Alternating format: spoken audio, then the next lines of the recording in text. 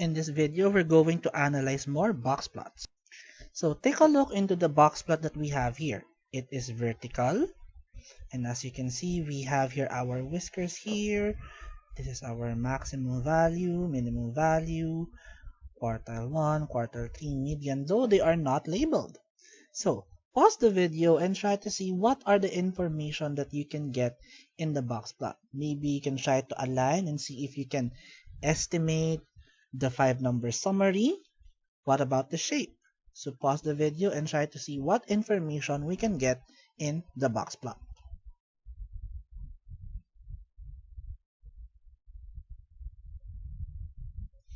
So let's see.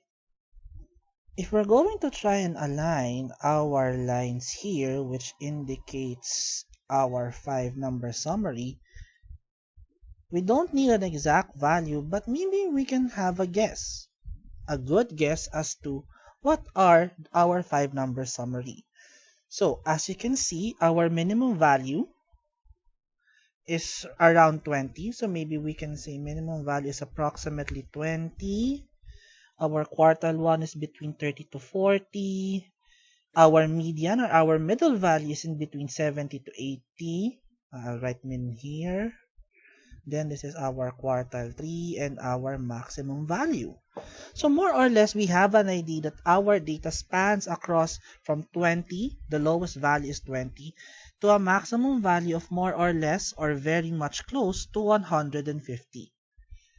So that gives us an idea of the range of our data.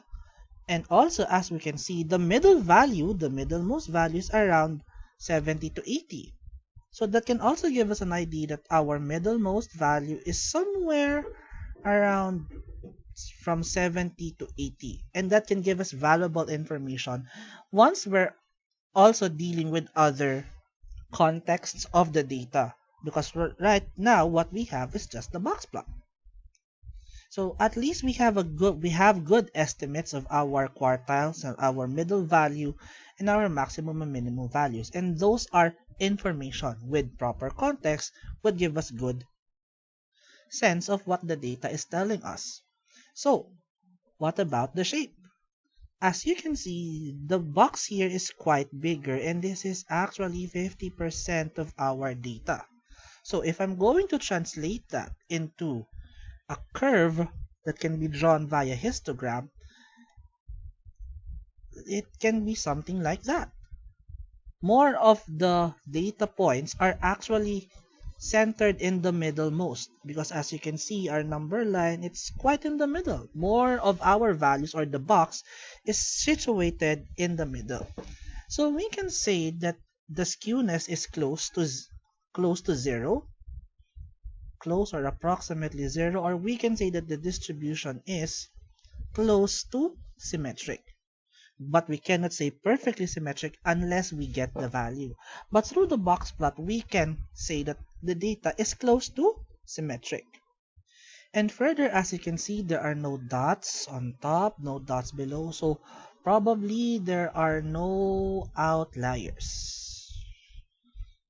So those rather are the things that the box plot can tell us.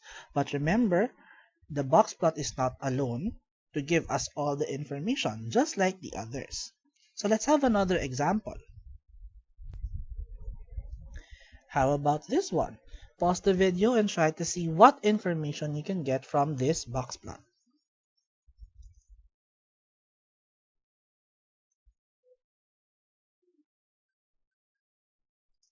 Alright, so let's see what we can get here. This is our minimum value.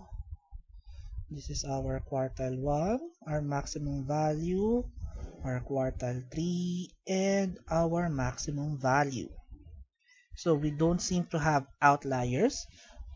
As you can see, this is our 50% as well. So our minimum value is close to 10. Our maximum value is well close to 36. Our median is in between 16 and 18, so you can see the stretch of our values. Our quartile 1 between 12 to 14, and our quartile 3 is somewhat close to 26. As you can see, our values are quite here. So there. So although it's very close and bulging to the middle, it's still leaning towards the smaller values. So we can say that the skewness is probably positively skewed. So those are the information that we can get from a box plot.